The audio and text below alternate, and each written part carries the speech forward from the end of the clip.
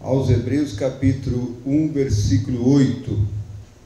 Graças a Deus, aleluia. A palavra do Senhor diz, Hebreus capítulo 1, versículo 8: mas do Filho diz: ó Deus, o teu trono subsiste pelos séculos dos séculos, cetro de equidade é o cetro do teu reino.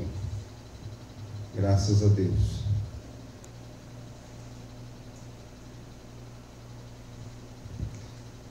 Já oramos, poder sentar? Nós vamos já começar o estudo.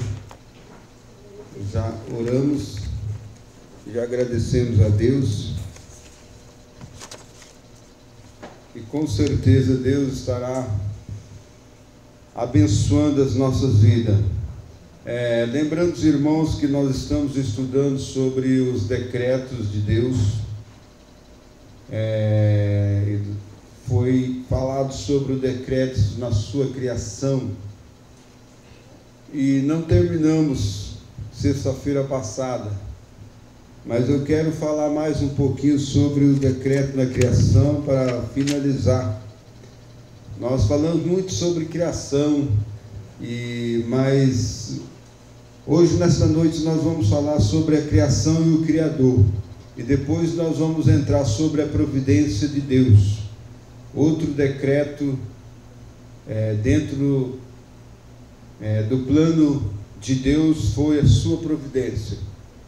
Lembrando que aquela frase, tudo que Deus começou, Ele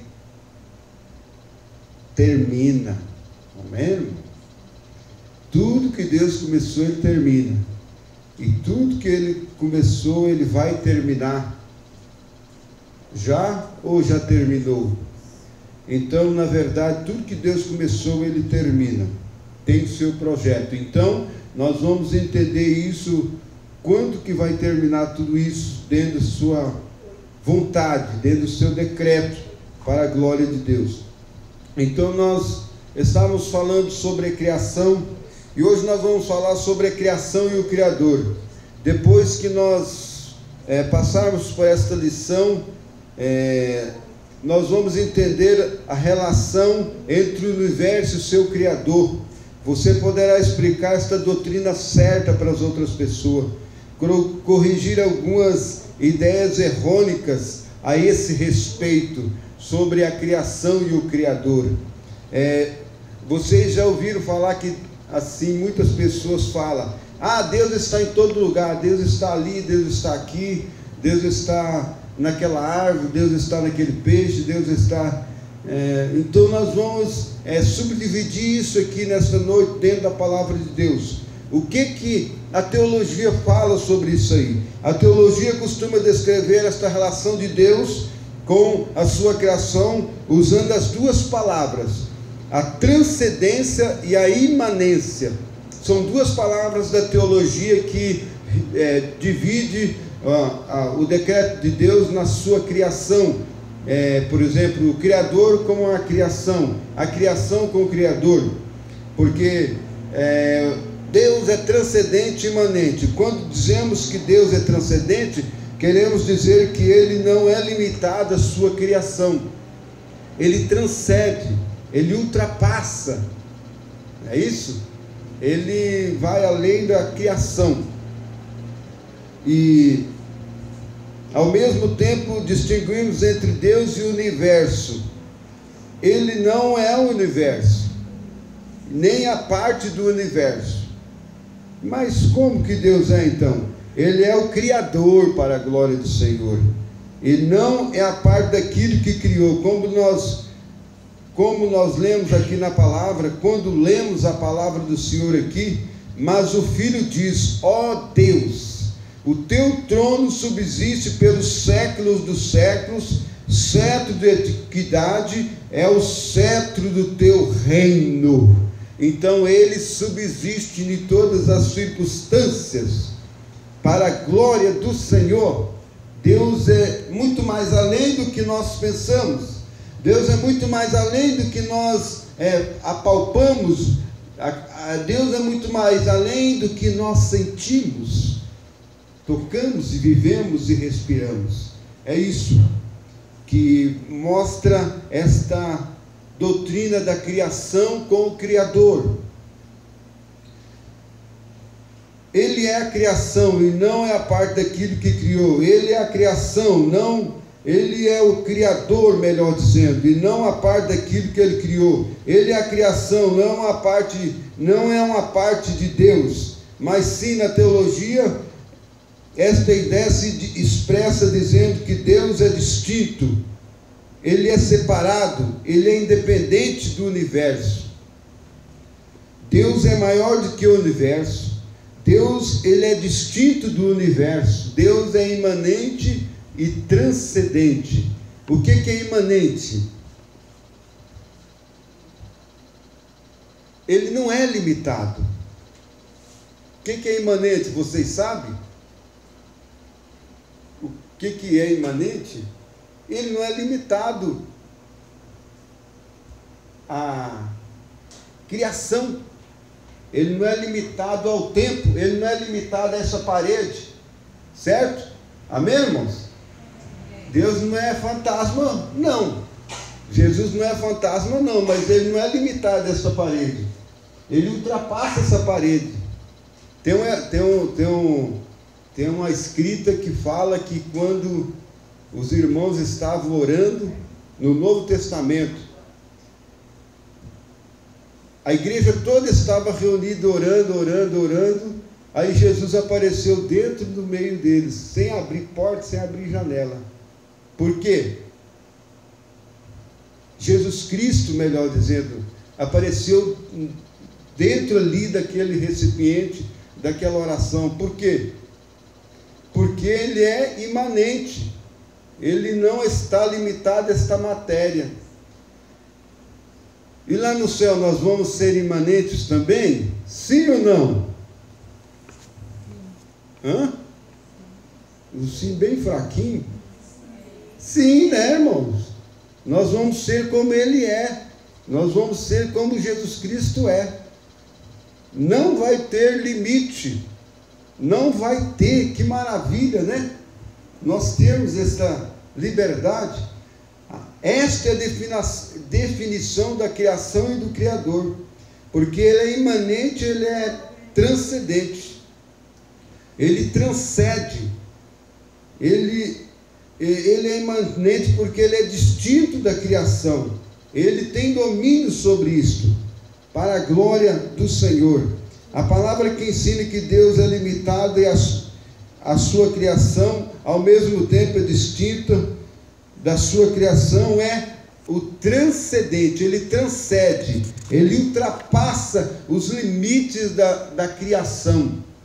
Se a palavra transcendente mostra que Deus não é limitado ao universo, é distinto, separado do universo, a palavra imanente fala o quê? Ela, quando dizemos que Deus é imanente, queremos dizer que ele está presente em todo o lugar, todo o universo. Ele está presente em tudo. Ele não é aquilo que ele está presente, mas ele está presente naquilo que ele criou. Vocês entendem isso? Ah, Deus está naquela árvore. Panteísmo. Deus não é árvore. Deus não é árvore. Certo? Ah, Deus está no rio. Panteísmo. Deus não é o rio. Deus é Deus. O rio é de Deus e a árvore é de Deus. Ah, Deus está na igreja. Deus não é deuses, mas sim a igreja de Deus.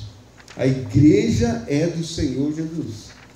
Então nós devemos de tomar muito cuidado sobre isso.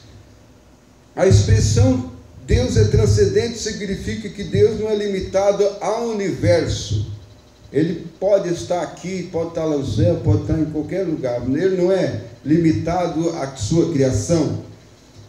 Todos nós sabemos disso. E ao mesmo tempo ele é distinto da criação. Deus é distinto do universo porque ele é transcendente. Então, sabe por que Deus é imanente? Para mostrar que ele não é o que ele está ali onde é que ele está. mas se Ele é o que fez e onde que Ele está. Vocês entenderam isso, irmãos? É meio parecido, mas é uma conjectura. Deus não é a árvore, mas Deus está ali na árvore. Agora vamos adorar a árvore. Deus não é a vaca, mas Deus está ali na vaca. Agora nós vamos adorar os animais como os africanos adoram? Não. E outras pessoas adoram animais? Não. Nós devemos de adorar ao Deus de todo o domínio de todo o universo, para a glória do Senhor. Para descrever a relação de Deus com o universo, dizemos que Ele é transcendente e imanente. Então, irmãos, a palavra do Senhor diz em Atos capítulo 17, versículo 24, leia lá para nós, para afirmar esta regra, esta doutrina, que Deus não é aquilo que as pessoas querem que Ele seja, mas Deus é aquilo que Ele é, que Ele seja, que Ele é. Não palpável, Deus não é palpável, mas Deus, Ele faz com que as coisas palpáveis revelam a sua santidade e a sua grandeza. Mas não é para nós adorar aquilo que é palpável, mas sim adorar ao Deus do universo que é invisível e imanente e transcendente, para a glória do Senhor. Vamos ler lá, por gentileza, quem pode ler? Deus que fez o mundo e tudo que nele há, sendo o Senhor do céu e da terra, não habita em templos feitos por mãos de homens. Então é isso.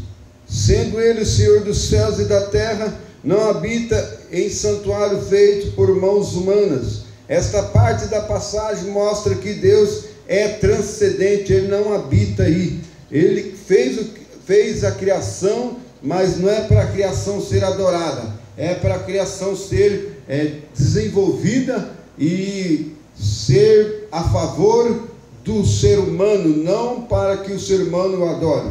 Um pouco mais adiante, em Atos capítulo 17, versículo 27, versículo 28, vocês podem observar, quem que está com a Bíblia aberta, porque nós estamos no estudo bíblico aqui, e a Bíblia tem que estar do lado do companheiro que está ouvindo a pregação, o estudo bíblico desta noite. Em todos os cultos também, quando há pregação, nós precisamos estar com a Bíblia do nosso lado, para que nós possamos estar ali conferindo aquilo que o pregador está dizendo.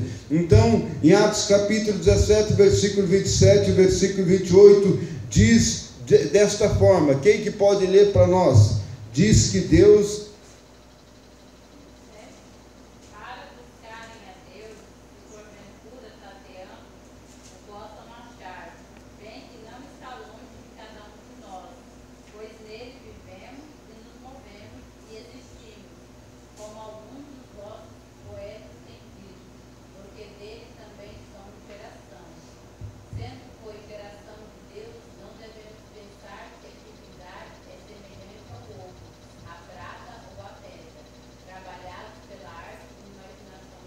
Glória a Deus. Então nós lemos isso aqui sexta-feira passada. Estou fazendo uma reprise para nós finalizar o estudo de sexta-feira passada e começar no estudo aqui da providência.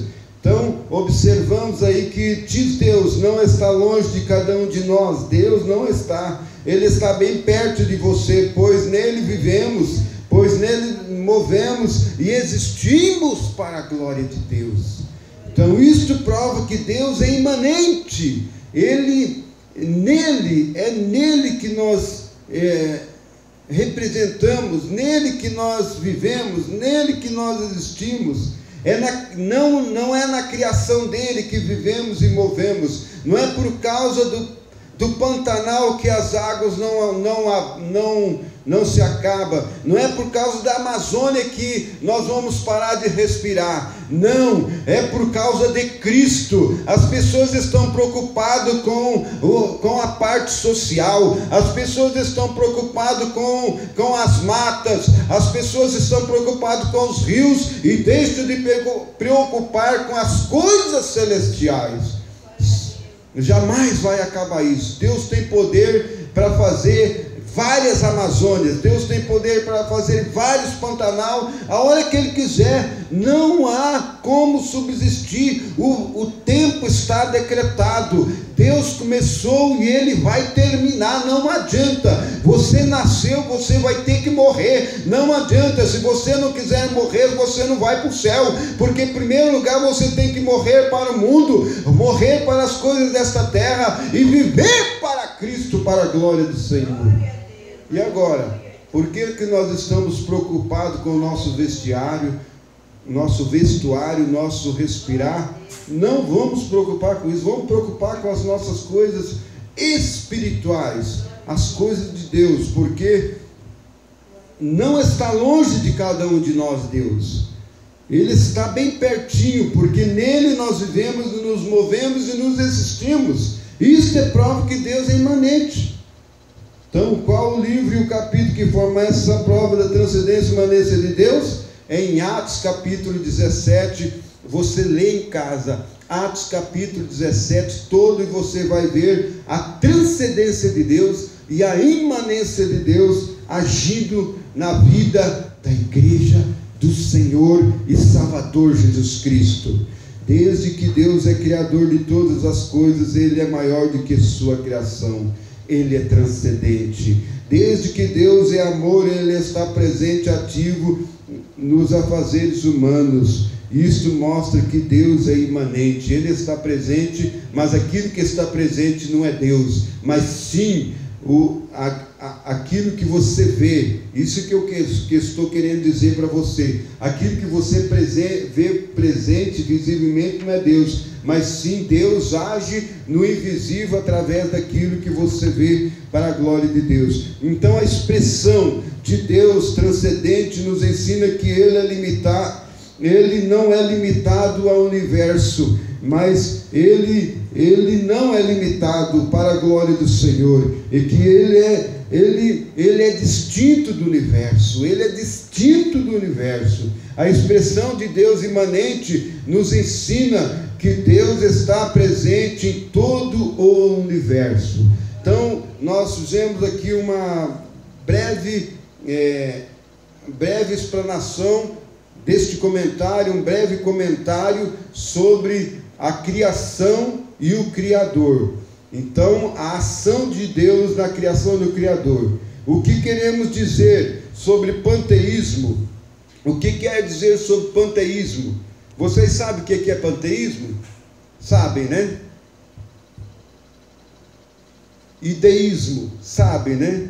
Evolução ateísta, também. Então é isso que está acontecendo nos nossos dias de hoje.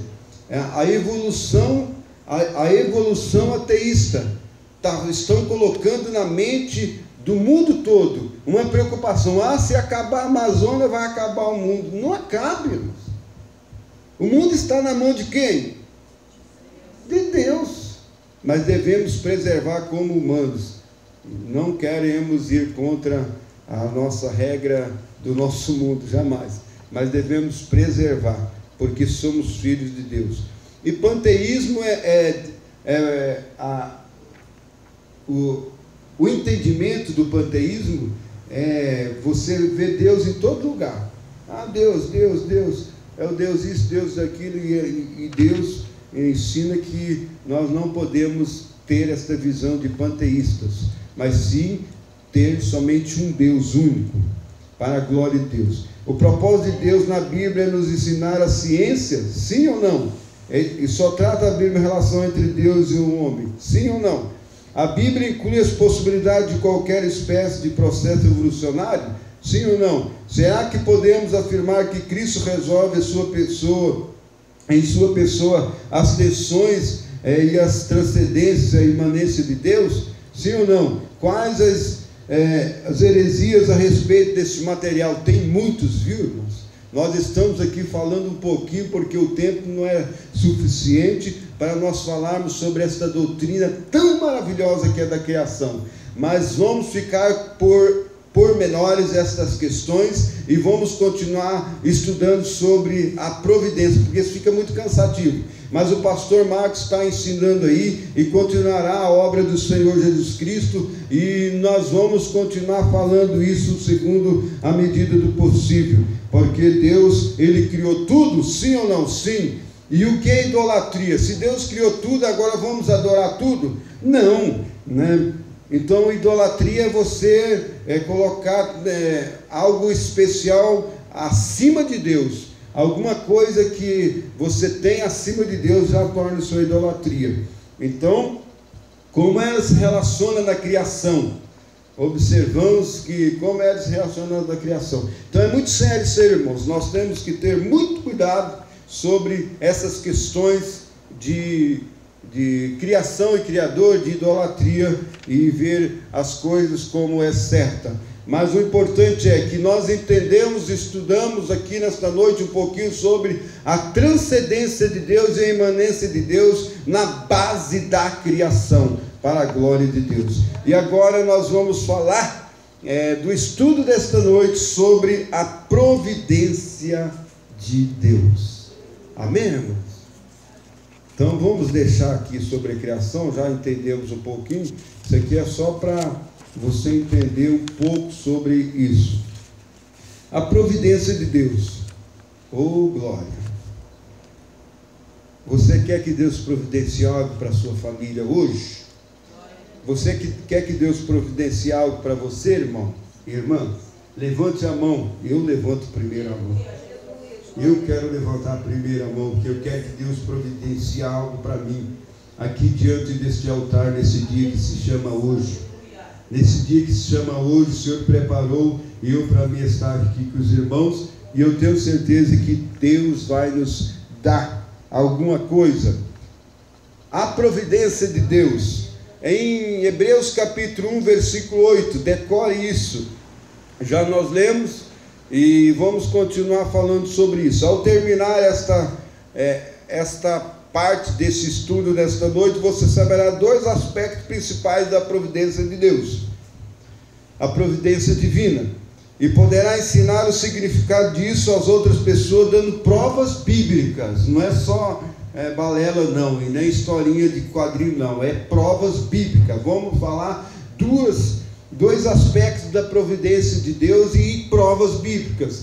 Na teologia estudaremos a providência de Deus sobre dois aspectos principais. Quais são os dois aspectos principais da providência? Um é sustento, dois é governo. Sustento e governo. Na providência divina está o evangelho social, pastor Marcos. Sustento e governo. Está o evangelho genuíno, igreja do Senhor Jesus. Sustento e governo. Na providência tem. Nós vemos aí muitos estudos, muitos comentários sobre prosperidade. Vocês veem falar sobre o estudo da providência? Sim ou não? Vamos falar sério? Sim ou não? Nossa igreja tem assistencialismo. Aí, ó, o pastor falou, a nossa igreja tem assistencialismo. Então esse estudo vai ser bom para a igreja, para vocês que vê a parte assistencial da igreja sendo iniciada com um projeto especial. Lembrando, se não foge da minha memória, o pastor inquiriu um terreno para a igreja. Inquiriu ou adquiriu? Eu falei inquiriu. É algo espiritual isso aí, viu, irmãos? Inquiriu um terreno. Então, junto com ele, inquire esse terreno para a igreja do Senhor Jesus, porque já está adquirida nos tempos da vontade de Deus. Só nós vamos inquirir, querer para nós, pegar para nós aquilo em ato de fé. A providência é isso. Agora a prosperidade não. A prosperidade ela ensina outros meios. Eu não vou falar o que ela ensina, porque vocês já sabem, que vocês escutam todo dia nos jornais, melhor dizendo, na televisão, até jornal fala nas igrejas, muitas igrejas falam muito prosperidade, prosperidade, Deus vai dar em dobro, Deus vai dar em dobro, mas a providência é sustento e governo. Deus não dá em dobro nada, Deus dá o sustento que você precisa e Deus ensina você a administrar aquilo que Deus te deu para você. Nós ensinamos a teologia da prosperidade aqui em Mateus 6,33. Olha, Mateus 6,33, viu, irmãos? Como é que está escrito lá? Em primeiro lugar, o reino dos céus e a sua justiça, e as demais coisas serão acrescentadas. Amém? Glória a Deus. Então, ontem eu dirigi a oração lá na igreja e falei sobre esse versículo, Mateus 6,33. A oração modelo. Aí eu falei, estava falando sobre a oração. Buscar primeiro o reino de Deus e todas essas coisas, e a sua justiça, né? E todas essas coisas vos serão acrescentadas, né? Então, eu falei uns 20 minutos sobre isso aí. Mas vamos lá, vamos falar um pouco agora sobre a providência de Deus, porque a prosperidade é ensinada de ponta a ponta. Em todos os lugares, em todas as igrejas, é falado sobre prosperidade e ensinado dentro da palavra de Deus a verdadeira prosperidade, e também tem a falsa prosperidade. Mas o importante é que o aspecto principal desta doutrina chamada providência, no aspecto dos decretos de Deus na sua criação, vamos falar um pouco sobre isso aqui, dentro da teologia. Quando na doutrina dizemos que Deus mantém a sua criação e sem Ele nada continua a ter vida, o aspecto da providência de Deus que estamos ensinando é o sustento de todas as coisas. Então, quando dizemos que Deus rege o universo, controla os acontecimentos da terra, estamos ensinando o governo de todas as coisas. Então, a doutrina que dizemos que Deus mantém a sua criação e sem ela nada continua a ter vida, o aspecto da providência de Deus que estamos ensinando é o sustento de todas as coisas. E quando dizemos que Deus rege o universo e controla os acontecimentos da terra, estamos ensinando o governo de todas as coisas. Dois aspectos. Em Hebreus capítulo 1 nós achamos exemplos desses dois aspectos. Vamos identificar um deles. Hebreus capítulo 1, versículo 3. Diz que Jesus Cristo, a expressão exata do ser de Deus, sustenta todas as coisas pela sua palavra do seu poder. O aspecto da providência ensinado neste versículo é o sustento. Hebreus capítulo 1, versículo 3 está ensinando isso. Hebreus capítulo 1, versículo 8, onde que nós lemos a respeito de Cristo: o teu trono, ó Deus, é para todos sempre. A respeito de Cristo, a respeito do seu Filho, o teu trono, ó Deus, é para todos sempre. O aspecto de providência ensinado nesse versículo é vamos lá, irmãos, vamos lá? Hebreus capítulo 1, versículo 8. A respeito de Cristo, o teu trono, ó Deus, é para todos sempre. O aspecto da providência ensinado neste versículo é Quando o escritor fala que o teu trono é para todos sempre, o aspecto da sua providência divina é o seu governo, irmãos. Ele controla. Amém, irmãos? Os irmãos estão entendendo esse estudo? Isso. Quais os dois aspectos da providência de Deus? Quais são os dois aspectos da providência de Deus?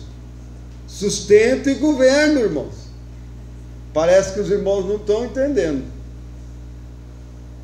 Amém? Quais os dois aspectos da providência de Deus? Sustento e governo. Dois aspectos da providência de Deus é sustento e governo. Identifica o aspecto da providência ensinado em Salmo 115, versículo 3. Abra lá e lê para nós, por gentileza. Enquanto eu vou falar sobre a providência e o decreto. Falei sobre os decretos de Deus e sua providência. Todas as obras providenciais de Deus na vida do mundo e dos seus habitantes são produto do decreto eterno de Deus, que é o plano de Deus para a totalidade da sua criação, direcionada à vida diária. Todas as coisas que acontecem na história do mundo, das nações e dos indivíduos são o produto desse mesmo decreto. O decreto vem em primeira lógica, então é cronologicamente. Amém, irmãos? Quem que achou lá em Salmo 115, versículo 3? Mas o nosso Deus está nos céus, faz tudo o que lhe apraz. Isso ensina que ele tem o quê? Quem falou governo aí? Parabéns. É isso aí. Qual o aspecto ensinado em Colossenses capítulo 1, versículo 17? Vamos lá. Vamos para a Bíblia. E um outro irmão lê também.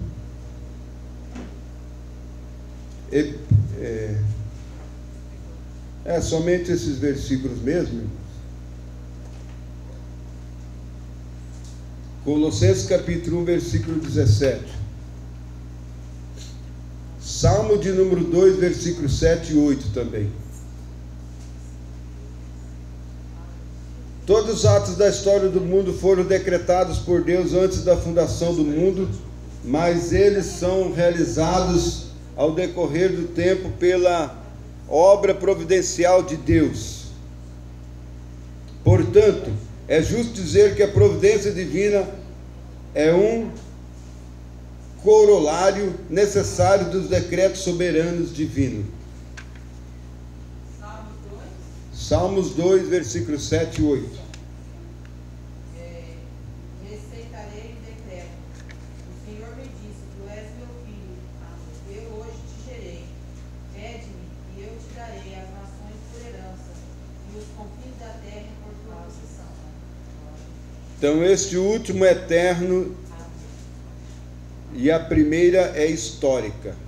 O propósito eterno de Deus são realizados na nossa história de forma que os seus atos providenciais são os cumprimentos do seu plano para o universo e para os indivíduos que nele habitam. Os decretos divinos é a causa formal e final da presença da atividade providencial de Deus na sua história. Ela é o telos, ou alvo, portanto, o alvo prometido no plano eterno de Deus é concretizado na história através dos atos providenciais de Deus. Vamos lá em Colossenses capítulo 1, versículo 17 também. E ele antes de todas as coisas, e todas as coisas existem por ele. Isso ensina que é o sustento. Antes de todas as coisas, nele subsiste, é que Deus sustenta as pessoas. Deus sustenta com a sua graça poderosa. Graças a Deus por isso. Glória a Deus, porque Ele é o nosso sustentáculo para a glória do Senhor. Então, irmãos, Deus, Ele é muito mais além do que nós pensamos, porque Deus, Ele tem os seus propósitos para nos sustentar. Quais são os 4 versículos citados acima para mostrar os aspectos da doutrina da providência de Deus? Hebreus capítulo 1, versículo 3, capítulo 1, versículo 8 em Hebreus, Salmo 115, versículo 3 e Colossenses capítulo 1, versículo 7. Nós estudamos sobre isso nesta noite, para a glória do Senhor Jesus. Então, observamos aqui, irmãos, que tem muitas crenças neste mundo.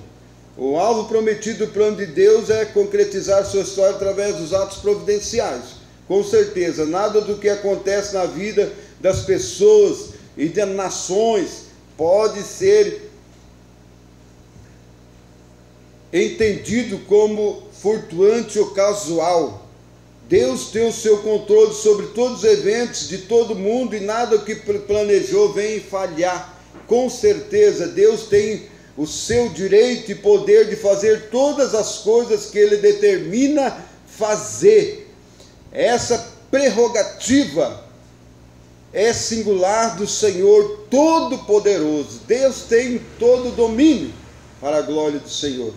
Então essa crença na obra decretiva da providência fundamental de Deus para a sua fé, para a nossa fé, sem ela a história seria uma porção de atos desgovernados de tudo que acontece no mundo.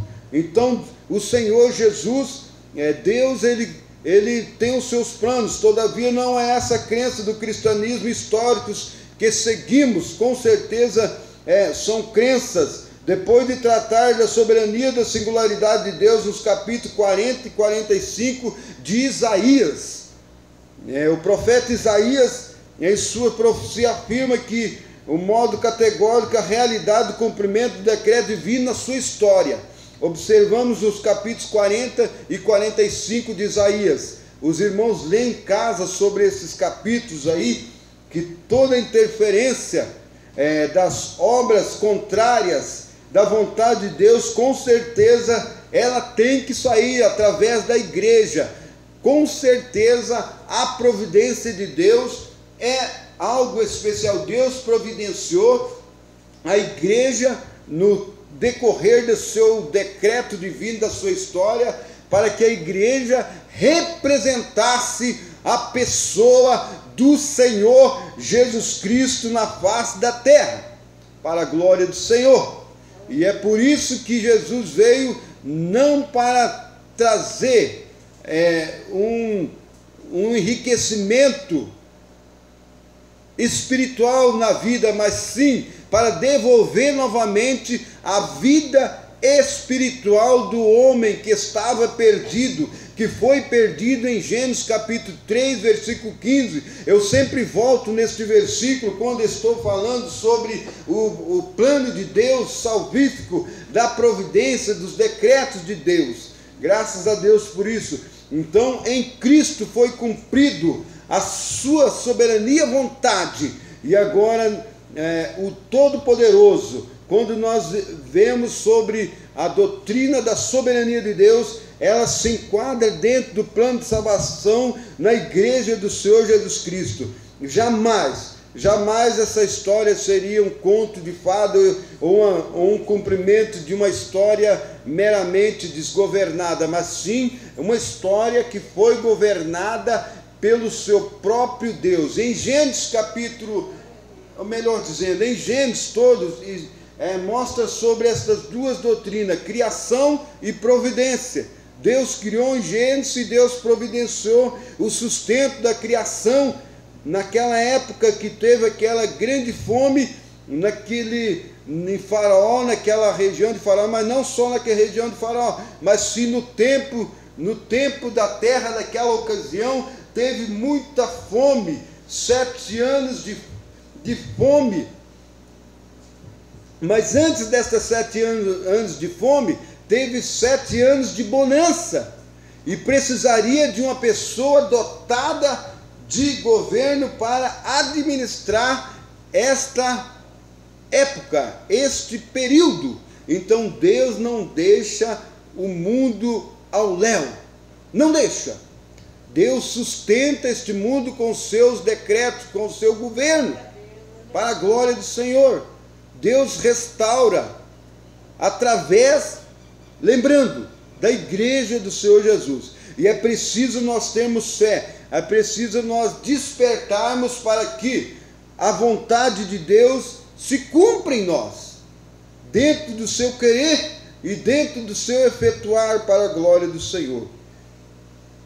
Os irmãos lembram que houve um levante de clamor no Brasil todo por causa da nossa nação. Se a igreja clamou, não sei, mas uma coisa eu sei, que houve mudança de governo. Amém, irmãos? Não é porque o governo que está em exercício, ele tem um governo melhor, não.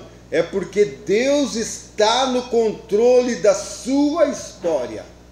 Deus está no controle desta nação, para a glória do Senhor, porque a nação que tem como Deus o Senhor, ela é abençoada, e o nome do Senhor começou a ser glorificado na liderança da nossa nação. Já é mencionado Deus, é mencionado oração, é mencionado isso e aquilo. Isso é um plano de Deus, mas não se alegre com isso não, porque o plano do anticristo está próximo a se manifestar, o anticristo, e ele vem para aglomerar a humanidade, mas mesmo assim, Deus não vai deixar ao léu a situação do anticristo, não. Deus vai dar por acabado esta situação, porque o que Deus começa, ele termina e não deixa o seu povo perecer. Graças a Deus por isso. Então, Deus providencia os meios de escape para a sua vida. Essa crença na obra decretiva da providência é fundamental para a nossa fé, por isso que eu estou falando. Sem ela, a história seria uma porção desqualificada, como eu falei. Então, graças a Deus por isso, que Deus, ele sempre levanta. Isaías capítulo 46, versículo 8 a 11. Vamos ler lá? Vamos ler para nós entender o que eu estou falando aqui, para não ficar só com a minha palavra aqui sobre a crença do cristianismo histórico, ou cristianismo de uma vida da soberania, da singularidade de Deus. Nos capítulos 40 e 45, a profecia de Isaías afirma esse modo categórico da realidade do cumprimento dos decretos vindo da sua história. E agora nós vamos ver Isaías capítulo 46, versículo 8 a 11. Vamos ler lá para nós, por gentileza? Quem que achou pode ler? Lembrai-vos disso, e tende ânimo, ele reconduzir ao coração, ó prevaricadores. Lembrai-vos das coisas passadas desde a antiguidade, que eu sou Deus, e não há outro Deus, não há outro semelhante a mim, que anunciou o fim desde o princípio, e desde a antiguidade as coisas que ainda não sucederam, que digo, o meu conselho será firme, e farei toda a minha vontade, que chama a ave que rapina desde o Oriente, o homem do meu conselho desde as terras remotas, porque assim eu disse, e assim acontecerá, eu determinei, e também o farei. Então nós observamos aí que o profeta está instando seus contemporâneos que duvidavam da ação soberana de Deus na história, duvidavam da sua verdadeira vontade e da sua verdade de Deus, sendo infiéis, sendo adultos, a sã doutrina. Para essa razão, Isaías chama-se de prevaricações. Deus faz com que ele tivesse os olhos voltados para o passado. Lembrai-vos o que aconteceu. Não é isso quando acontece alguma coisa conosco nos nossos dias de hoje? Lembra o que aconteceu? Deus pode te restaurar. A doutrina da providência é essa. Ela não inclui somente a parte finanças, como prosperidade, viver uma vida próspera, viver uma vida de saúde e tal. Ela não inclui, mas ela inclui a sua mentalidade cristã, o seu sentimento de fé como cristão, como você vê Deus, como você vê as ações de Deus, aquilo que Ele fez de bom espiritual, de bem espiritual. Isso é muito importante. Jamais vamos não valorizar as outras doutrinas como a prosperidade. Jamais isso existe. É ensinada. A prosperidade bíblica é bíblica. As outras doutrinas, nós falamos sobre os atributos de Deus, é bíblico também. E agora nós estamos falando sobre os decretos de Deus, é bíblico. E o primeiro ponto, criação, é bíblico. Na criação tem o poder, ele revela a imanência e a transcendência, não é isso? A transcendência e imanência. Agora, na providência, ele revela a sua soberania. É Deus se revelando, irmãos. Soberania no seu sustento e no seu governo. Ele tem domínio sobre todos os reinos, sobre o sistema do nosso Brasil. Ele tem domínio sobre o sistema de todas as etnias. Ele tem domínio para a glória do Senhor. Ele tem domínio sobre o meu corpo. Ele tem domínio sobre a minha mente. Ele tem domínio, ele quer governar a minha vida. Ele quer governar a sua igreja. É isso que é muito importante. Isso chama-se a graça de Deus revelada aos nossos corações, provendo os meios para o nosso sustento e nosso governo. E Ele governa a nossa vida. Graças a Deus. Então o profeta aqui começa a falar com o povo: olha, vocês não estão olhando para as coisas que Deus fez, vocês estão sendo infiéis, sendo adúlteros, e não está vivendo a sã doutrina. Por essa razão, Isaías os chama de prevaricadores.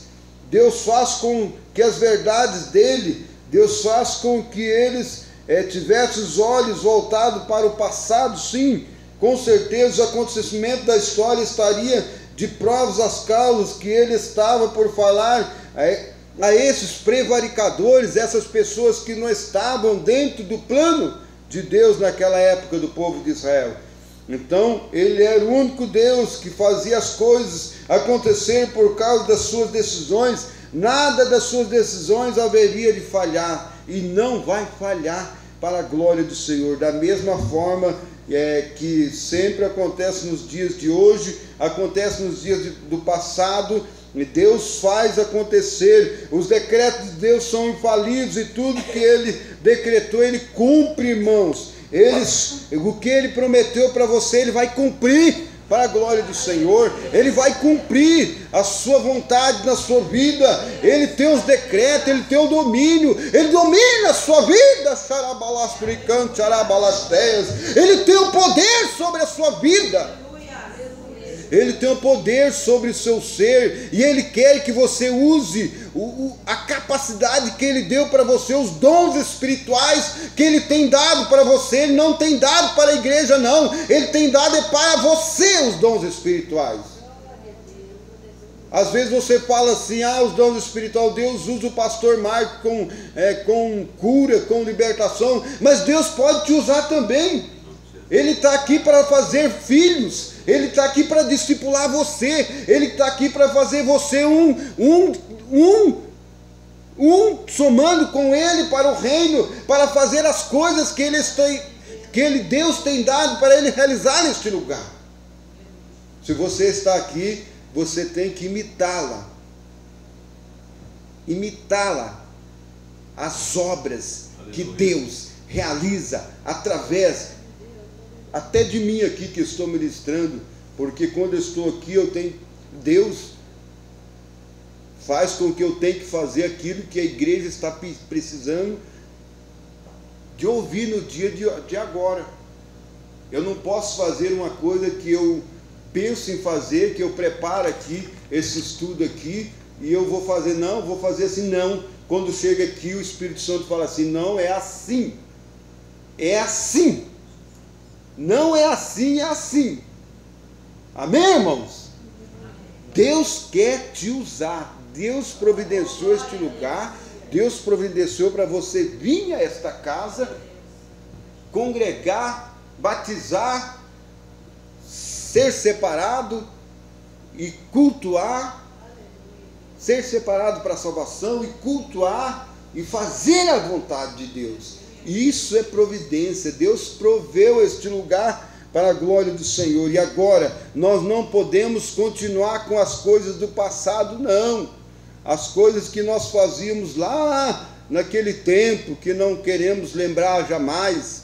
Não, você tem que fazer coisa nova, aquilo que você tem aprendido aqui dentro da casa de Deus. A obra providencial de Deus não é nada mais do que menos do que cumprimento dos decretos divinos na sua vida e no mundo criado. A história do homem é o resultado da execução dos decretos divinos.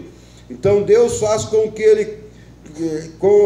Ele quer. A sua vontade não pode ser frustrada. Quantas pessoas, quantos crentes frustrados? Essa semana mesmo já ouvimos falar nos noticiários um acontecimento triste de um pastor que levou sua vida a apego de si próprio, né? Tirando a sua própria vida, levando ao suicídio. Então Deus não quer isso, irmãos. Deus quer sustentar a nossa vida. Deus não quer que você se frustre. Sabe o que é uma pessoa aí, dessa forma? É uma pessoa que se frustrou, que se decepcionou ou outra coisa. Mas Deus não quer viver, que você viva, melhor dizendo. Deus não quer que você viva frustrado, cabisbaixo. Deus quer você cheio de graça, de alegria. Dessa forma, o que Ele decide fazer, Ele faz, irmãos. Não se entristeça, porque este é o único direito e uma prerrogativa soberana dele, sua, de Deus. Ele tem domínio sobre a sua vida. Se o leitor dessas páginas, se os ouvintes deste estudo, né, é inimigo das doutrinas da palavra de Deus, este assunto haverá de incomodá-lo, de fazer um incomodamento tremendo. Se você não está deixando o governo de Deus, a vontade de Deus, o sustento de Deus na sua vida, você vai se incomodar nesta noite. E se você não mudar, você vai continuar se incomodando, vai continuar se frustrado com a sua vida cristã raquítica. Mas é possível que você que está ouvindo esta palavra chega à presença do Senhor, chega até se irar com esta doutrina da palavra de Deus espantosamente neste livro que está registrado em Hebreus capítulo 1 e outros livros, outras partes que nós lemos aqui. Jamais, porque a doutrina da providência de Deus, como cumprimento dos seus decretos, haverá de trazer amargura para a sua alma. Sim, vai haver de trazer amargura para a sua alma, se você não submeter ao governo de Deus e o sustento de Deus, a vontade de Deus. A razão do incômodo que esta doutrina trará é por causa da falta de influência, falta de influência divina, mas tem um influencismo de humanismo dentro do seu vigente, do seu coração e da sociedade. Este humanismo, esse influencismo de humanismo que tem trazido a uma escassez de mentalidade, as pessoas se cansando, as pessoas crescendo antes do tempo.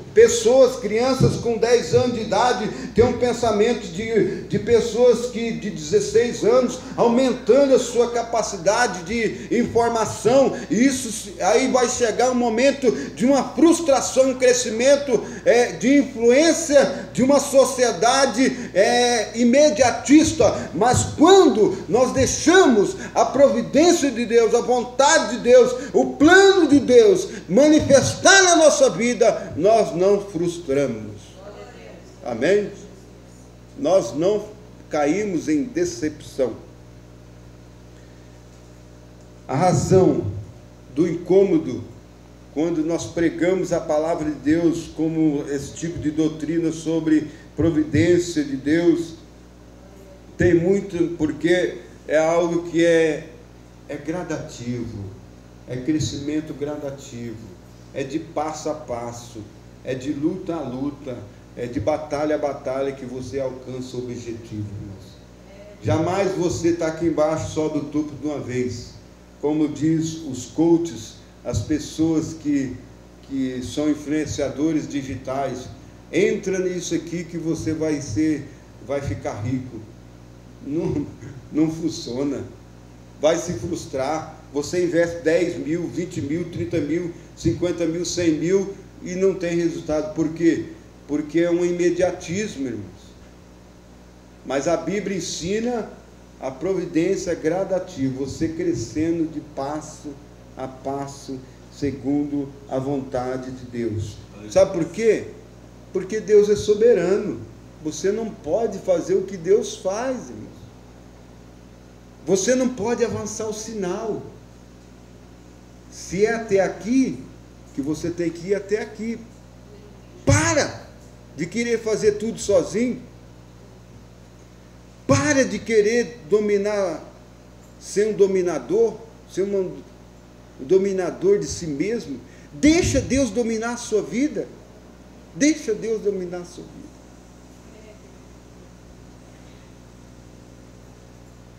E aí você vai viver feliz. Feliz com Deus. Tendo oportunidade de dar ensino da palavra de Deus. Nada tendo, mas tendo tudo, que é a graça de Deus. Tendo oportunidade de expressar o amor de Deus com a mente pura e limpa. É isso, irmãos. Muitas das vezes nós chegamos na igreja e começamos a pensar: eu tenho que chegar em casa e lavar roupa, e tenho que levantar às 5 horas da manhã e trabalhar no meu serviço, e tenho que voltar, e tenho que isso. Acúmulo de responsabilidade. Entrega para Deus tudo isso, irmãos. Chega na igreja e senta: não, aqui agora eu vou adorar, eu vou cultuar Deus. Esses pensamentos não vai vir. Se vier, tem que desvencilhar. Desvencilhar. É isso mesmo. Tem que tirar esses acúmulos de responsabilidade para você e fazer o que somente Deus está dizendo. Busca aí primeiro o reino de Deus e todas essas coisas serão acrescentadas. Preocupa em buscar. Preocupa em estar na presença de Deus e as outras coisas vão acontecer. Os irmãos estão entendendo o que é providência, irmãos? Amém, irmãos? Eu estou suando tudo hoje aqui. Deus está agindo aqui na minha vida, que eu preciso mudar também. Glória a Deus. Eu acho que já passou do horário.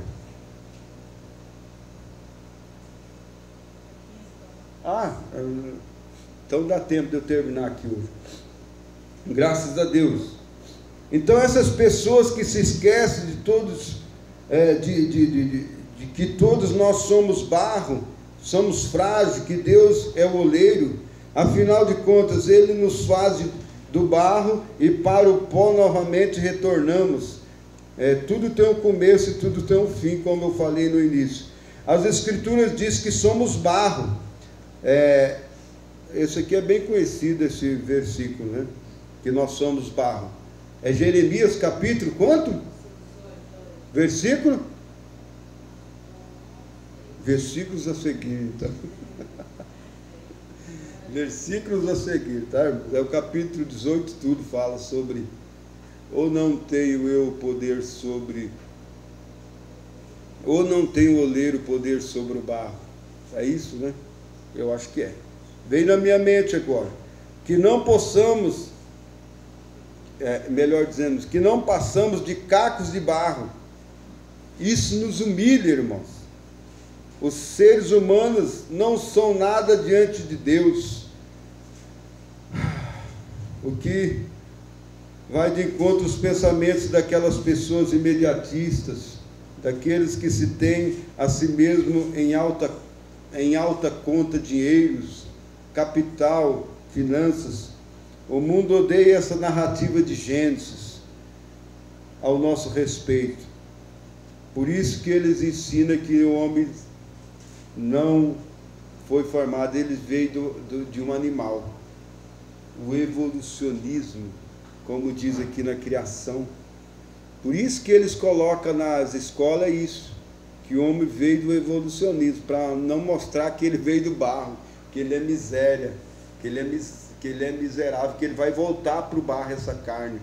Mas sem a graça de Deus, o homem não é nada. Mas com a graça de Deus, com os planos de Deus na vida do homem, o homem é tudo. É aquilo que eu falei, você chegar na casa de Deus e adorar a Deus, não tendo nada o que comer em casa, mas adorar a Deus feliz, glorificando a Deus, exaltando a Deus o nome do Senhor Jesus Cristo. Não aconteceu isso comigo, mas muitas pessoas já aconteceram. Muitas pessoas de não ter o alimento em casa, mas sempre Deus providencia. Sabe por que não acontecia que não tinha alimento, que sempre tinha alimento em casa? Quando eu era pastor, quando ia acabar o alimento, o irmão ia lá e levava uma cesta básica. Nunca faltava. Deus dava o sustento necessário. Amém? Aqui aconteceu isso aí comigo também. Né? Quando ia faltar a carne, viu, ô pastor, olha 1 quilo de carne aqui, o senhor tocou aqui para me passar aqui. Nem conhecia a pessoa, ou nem... Já aconteceu, mas está andando na rua assim, isso aqui é para o senhor. É providência de Deus, não é prosperidade não. Prosperidade é Deus dar em dobro aquilo que você perdeu.